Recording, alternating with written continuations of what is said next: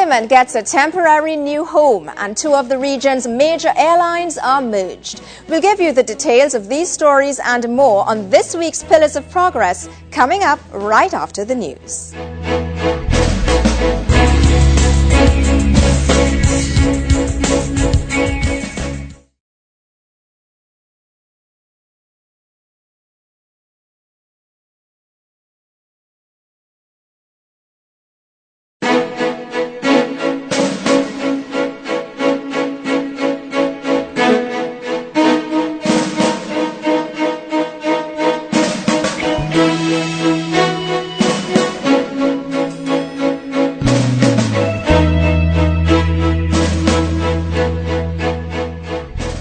Hello, I'm Anne-Marie Ganes and this is Pillars of Progress. Here are the headlines.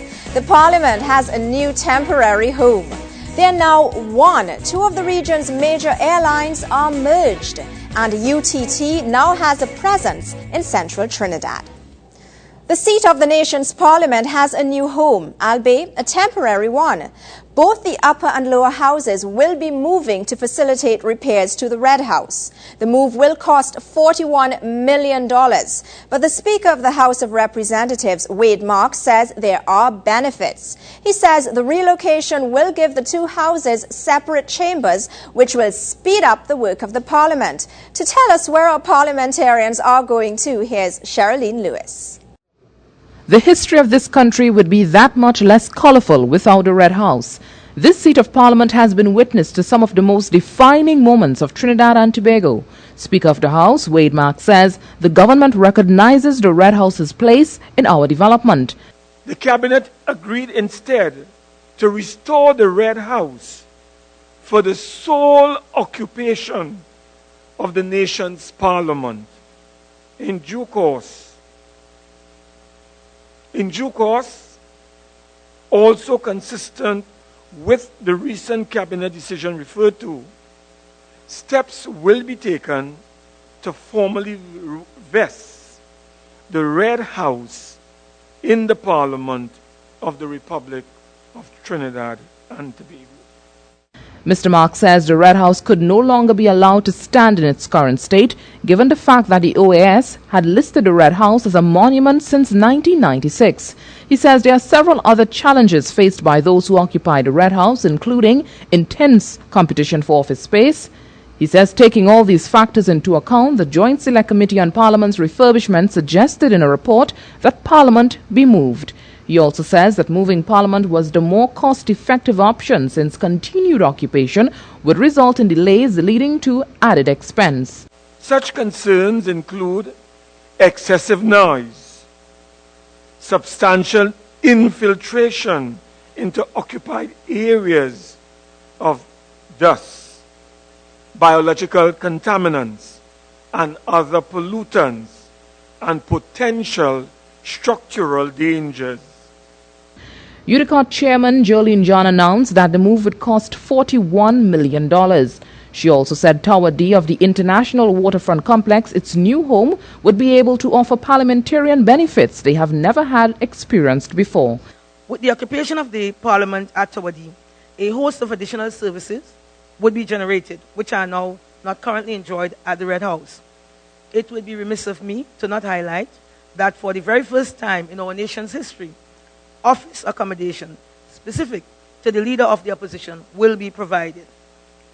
We have also ensured that the Senate chamber will be well in place to facilitate sit-ins, and the work of both houses of representatives and the Senate can be ongoing simultaneously.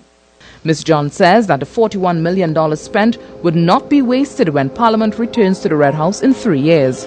She says the facility would then be equipped to hold conferences, making it a revenue earner for government.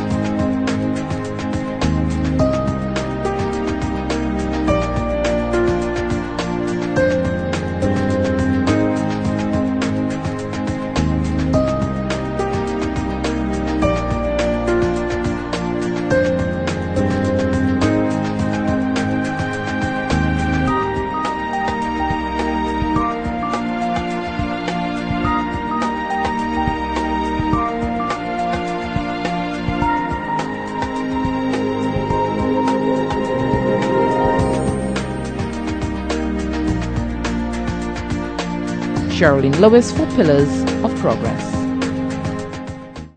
Let's go across to the health sector, where we want to share with you the stories of 9 persons who've been given checks by the Ministry of Health to purchase prosthetic limbs. John Victor reports. It is said a society is often judged by the way it treats its most vulnerable groups. Mobility, which most of us take for granted, is a challenge for several members of society for various reasons, and is a situation that can impact their self-esteem significantly. Helping such persons take their rightful place in society is the thinking that informs the latest initiative from the Ministry of Health to provide prosthetic limbs to 9 deserving cases from throughout the country. Driving the process, along with doctors from the Amputee Centre, is Tabakit MP and the Foreign Affairs Minister, Dr. Suraj Rambachan. 2 of the recipients are from the minister's constituency.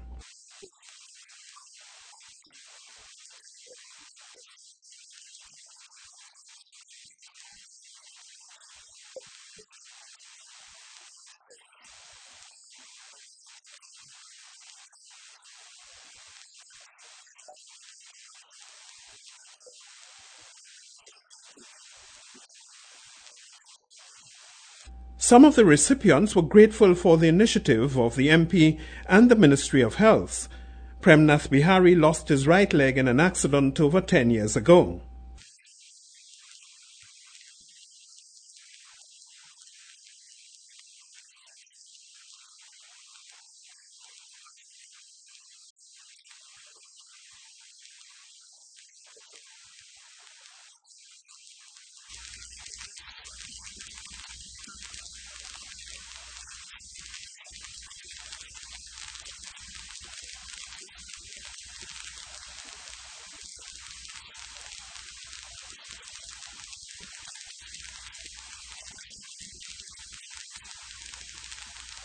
And an emotional Denvi Ramlokam was grateful for the assistance for his 5-year-old daughter Aliyah.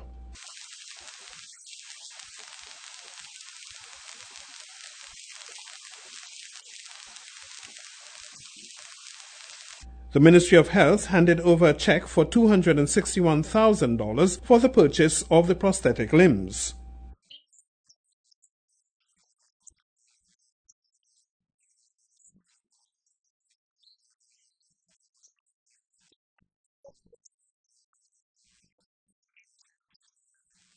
The beneficiaries will be outfitted with their new limbs in another 3 weeks. John Victor for Pillars of Progress. They pounded the pavements for months, and when the deal was finally signed, homes were promised from the Housing Development Corporation, the HDC. Today, what was agreed to on paper is now a reality. Lindian Mars has the details. This is an historic event for the Ministry of Housing and the Environment. To paraphrase the minister, the PSA is the first union in this country to have an institutional arrangement with the government for the distribution of houses. He says this is one of the benefits of bargaining beyond wages. And so we are here this morning pursuant to that commitment that we will be allocating and distributing along with the PSA. And this is only the first. But there will be many more to come. The selection process is done first by the PSA, and the list is forwarded to the HDC, which has final approval once persons meet the criteria. What we do with the PSA and with others as well is that every 3 months or so, 6 months, we have to process. So Mr. Duke is, as you know, is very forthright, and he has already submitted another list apart from today. We'll have to process. It takes some time to process to ensure all is in order with their paperwork and they are deserving, they satisfy the criteria. So I imagine in a few months we'll have another round. Minister Munilal says he knows there are those who prefer to build themselves but would require land to do so. He says plans are underway to make this a reality. So I've been in touch with the Land Settlement Agency that has assured us that we are now in a position to have service plots available. And I think in 2011, we will also have a similar distribution with Mr. Duke and his union. But as they try to meet the housing demands of citizens, the HDC is reassuring that quality remains a priority. We are very, very proud that we can be enablers of ensuring that no more will you have to think about where you are going to lay your head. I know many times in our own organization, we are asked, the HDC staff are the ones who ensure that good houses are built, ensure that we observe the highest quality in terms of the houses. To these recipients, receiving keys to their new homes is the beginning of a new phase in their lives. It's nothing short of joy and excitement. Well, we are elated because, well, finally we get a house of our own. Well, this is a dream come true. Understand? I have waited since about 18 years ago. Understand what I mean? And it have been, different, disappointment and thing, when you went up and down, and you have your hopes high and thing, and you're going through certain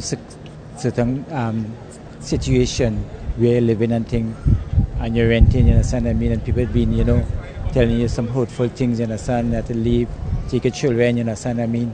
And all these other things, you understand what I mean? It's a joy to really own a house now. We're very, very happy. It's a dream come true for my family. It's really a great opportunity to own your own home, and seek it, finally settle your family and settle your life, and move on to other things. And with these keys, the lives of these PSA members have been changed. I am Lindian Maz for Pillars of Progress. One Caribbean airline, at least, that's the goal they're working towards with Caribbean Airlines' acquisition of Air Jamaica. The talks have been ongoing and different phases of the deal had been finalized up until now. But today, all remaining loose ends have been tied up. Air Jamaica is expected to be the tourist airline for the Caribbean. But this acquisition also means that other routes will be reopened, offering a wider choice to travelers around the region. Let's join Sherilyn Lewis again. 13 months in the making. It began on April 30th in Jamaica with talks between the two countries. Today, what's known as the shareholding agreement between Caribbean Airlines and Air Jamaica is completed. We have agreed on the shareholders agreement between Caribbean Airlines and Air Jamaica. Essentially, what is at stake here is that Caribbean Airlines will now have legal access to all the routes that were being flown by Air Jamaica, giving it an opportunity to expand in the global arena that they had not had before. And secondly, that we will be able now to claim in Caribbean Airlines that we are the designated air carrier for Jamaica in the world at large.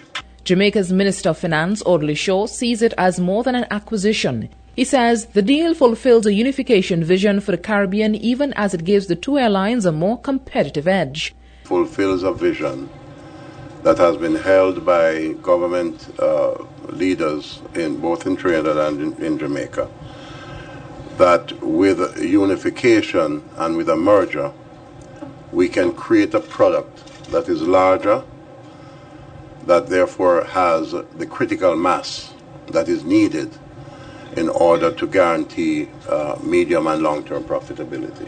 It was the Prime Minister, Kamla Persad-Bissessar, who initiated these discussions. She says it's an indication of one Caribbean airline vision CAL has for the region. Green light today, let us continue to partner in other areas as you've indicated. Very interesting concept while we talk about economic integration. It will really be the single items that will make up the whole item of that integration. And so it's one at a time, one day at a time, as we continue to forge these links in partnership for the benefit of our people in each of the nations, but also for the greater benefit of the region, the CARICOM region. I know that Caribbean Airlines does have the vision for one Caribbean airline, and this is a step in that right direction. So thank you again. The Jamaican Minister of Finance agrees with her, stating that the deal gives a true sense of economic integration with the Caribbean. Support is critical for Jamaica. And of course, after so many years of Air Jamaica and the nostalgia and love that surrounds it, Jamaicans are happy that at least for now, CAL is keeping the Air Jamaica brand. Both parties described today's signing as a historic one. The deal allows Air Jamaica to keep its brand while CAL becomes the designated air carrier for Jamaica. Sherilyn Lewis for Pillars of Progress. We're taking a break, but do stay with us. On the other side, a system to help us out on the road and hopefully reduce bumper-to-fender traffic. Educating the nation, especially the young ones, about water, how it's won and processed, and how it should be protected are just a few of our major responsibilities here at the Public Education Center. The enjoyable learning environment, cultivating conservation habits, developing healthy relationships, and giving our public an appreciation of the environment in which we produce water. WASA's PEC, the region's only public education center on water. You're viewing Pillars of Progress. Thanks for staying with us. Sitting in hours of traffic is frustrating. Bumper to fender, moving at a snail's pace. Often we wish we were given a heads up about the routes to stay away from, and perhaps those that might be freer to get us to our destination faster. Well, the wishing is over. The Intelligent Transportation System, ITS, does just that. For details, let's join Sherilyn Lewis. The opening of the Intelligent Transportation System, or ITS, is aimed at reducing the amount of travelling time for motorists and commuters, prediction of traffic conditions via message boards, and the monitoring of motorists to ensure there are no road traffic violations or fatalities. With the implementation of this Intelligent Transportation System, the Ministry of Works and Transport will now be equipped to monitor and manage the flow of traffic right at their fingertips. From this building here, we can control, first of all, every traffic light at every intersection from Grand Bazaar to Anna Street, Woodbrook, right here. First of all, travel times will be reduced considerably because now you have a coordinated system as a whole of signal system, and thereby, as I said, you wouldn't have green and red at various times compared to an uncoordinated signal control system. Then average speeds on the highway, that also too shall be, of course, enhanced during peak periods. One of the things in the signs, I said, they can tell you, for example, where there's an accident, and therefore where you have to avoid, and they can tell you don't take this the highway, take, of course, the bus route if you're lucky. It will tell you don't pass on the beaten pass, of course, against somewhere else. This is information it can give you. This center will also benefit police officers. And because of the fact that the whole thing is recorded for a year, you can sit down now and look at the recordings and even help the police in terms of traffic accidents and let the police know who is looking at these, of course, tapes. They may be able to help to know who is right and who is wrong. And in order to ensure the system works well, the ministry spared no effort. The National Traffic Management System being commissioned comprises of 3 subsystems, namely a Traffic Surveillance and Control System, what we call the TSCS system. Under this system, the ministry have upgraded all 11 intersections along the corridor from Anna Street to the CRH-UBH interchange. The upgrade included replacement of all the uncoordinated traffic control system with modern coordinated ones. Essentially, these changes are designed to contribute to a less stressful experience on our nation's roads. This system allows the ministry staff at the control room downstairs to dynamically monitor traffic signal performance, react in real time to traffic problems, and if necessary, adjust traffic signal timing from the center. 10 CCTV cameras were placed at various locations throughout Port of Spain for the monitoring of traffic flow, along with 2 message boards. Sherilyn Lewis for Pillars of Progress. And we're journeying to the north coast of Trinidad, where residents have been given their first ever mobile library service. Nallis hopes this will reignite a love of reading in these communities. Curtis Williams explains. It is these children who stand to be the greatest beneficiaries of library services, as the spanking $1.8 million mobile library is unveiled in Blanchisseuse. This rural community has been without access to a public library since 1974. denying the young and not so young access to Nallis' services. Culture Minister Winston Gypsy Peter says government recognizes that a library is crucial in an information-based society. We want to make human capacity building possible on a sustainable basis. We also want to create a society in which inquiring minds are nurtured and creativity encouraged and rewarded.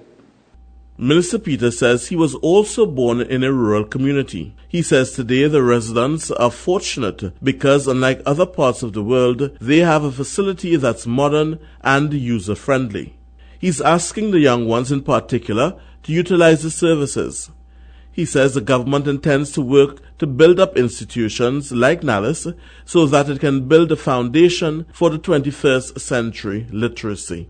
Executive Director of Nallis, Mrs. Annette Wallace, says while there has been a fall-off in people reading, it is crucial to get people back into the habit. People will always need to know how to read. If you have to access the internet, it's all text-based, you need to be able to read. Mrs. Wallace says the mobile library is outfitted with wireless internet and people will have access to it.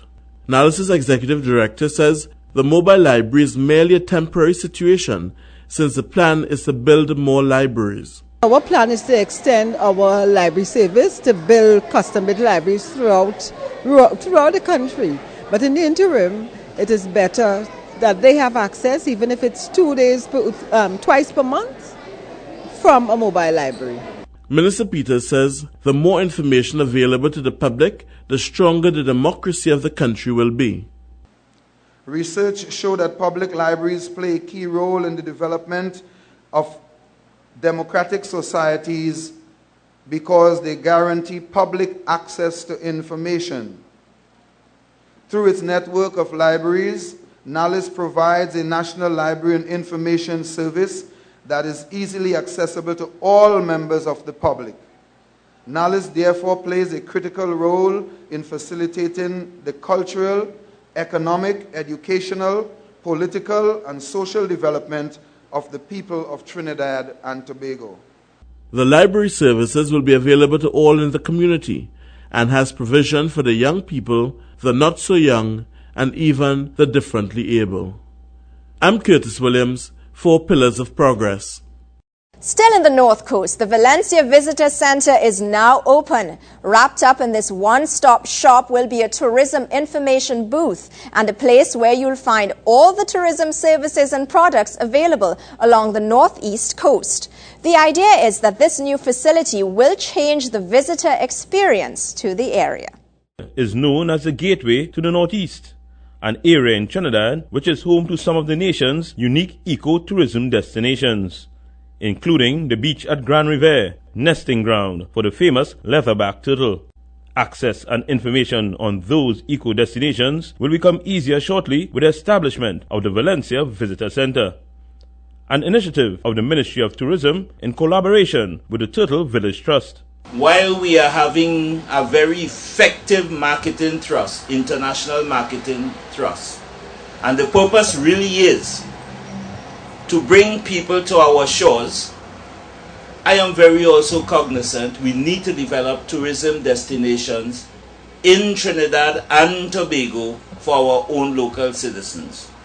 The minister says it's important to keep a step ahead of the competition. Is that the world of tourism is becoming so competitive. Sun, sea and sand you can get almost everywhere. And it feels the same, it looks the same, and all the water all over is salty water, just like it is in Trinidad and Tobago. But if the world is going to be competitive, and if we have to compete to bring more tourists to our shore and motivate our people to travel and know our nation, we need to do more than offer sun, sea and sand.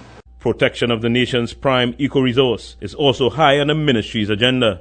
The current legislation so that we will make all turtles, that is the Fisheries Act number 4, we will make all turtles endangered species.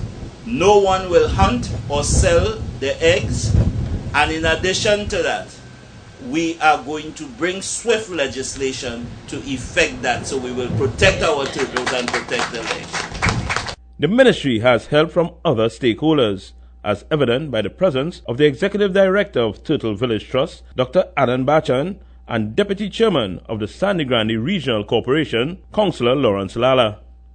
Valencia resident Austin Vidal welcomes the initiative. It is putting action to words and thoughts. We are linking the rest of Trinidad with the northeastern counties, where we have very much varied natural resources. We are the crossing Pumaka, which is a ledge that our priests disappear, and we have people. We even have sample people now. We have a man in Valencia called Sample. Having worked hard on the project, the minister says he's heartened by the reception it has received. There's a definite trust. Not only in Trinidad and Tobago, there's a global move towards green and ecotourism. And we in Trinidad and Tobago are very ahead of the game as far as ecotourism is concerned. He says he's confident that Trinidad and Tobago is on the right track in the area of ecotourism.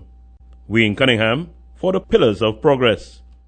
Turning to tertiary education, the University of Trinidad and Tobago, UTT, now has a presence in Chaguanas. This is part of a plan that seeks to increase the number of persons pursuing higher education, as Curtis Williams explains.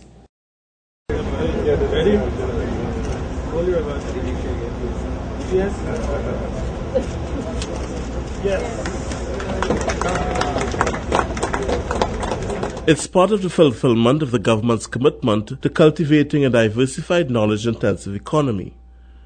The Minister of Science, Technology and Tertiary Education is encouraging lifelong learning as a way of helping citizens to prosper beyond our natural resources of oil and gas. As human resource output at the tertiary level remains a major contributor to economic growth and sustainable development, the significance of this unit must be underscored. While this government strives to expand tertiary education participation to 60% and nurture a culture of dynamism, innovation and entrepreneurship, the advent of the PEU allows us to harness the capacities of the market that is seeking the requisite guidance and tools to establish themselves as leaders and innovators in their industry. Minister Karim says the government's aim was to expand tertiary education to a participation rate of 60%. He says already the government has taken several steps in this direction, including the allocation of land for the construction of the University of the West Indies Penal de Bay campus and land for the construction of the main campus of COSTAT in Chaguanas. The expansion of the government assistance for tuition expenses, the GATE program, to vocational training. The completion of the policy for tertiary education, TVET and lifelong learning. The establishment of a National Commission for Higher Education. The allocation of 15 acres of land north of the Diwali Nagari site for the construction of the ministry's administrative complex that we expect will start in our second year. The campus will also house the professional education unit of the University of Trinidad and Tobago. And Professor Kenneth Ramchan, chairman of the UTT board, says the unit has been self-sustaining. I expect that the professional education unit will maintain its profitable relation to professionals who are interested in retooling so that they might be more in tune with developments in their professions. Minister Karim also revealed that the UTT will be the home of the Caribbean Invention and Innovation Center to provide innovative minds with the means to turn their theories into patents and their prototypes into practical products. I'm Curtis Williams for Pillars of Progress. And that's all we have time for. I'm Anne-Marie Ganesh, inviting you to join me again as we continue our look at the government's work. This has been Pillars of Progress. On behalf of all of us at the Government Information Services Limited, happy Indian Arrival Day. Goodbye.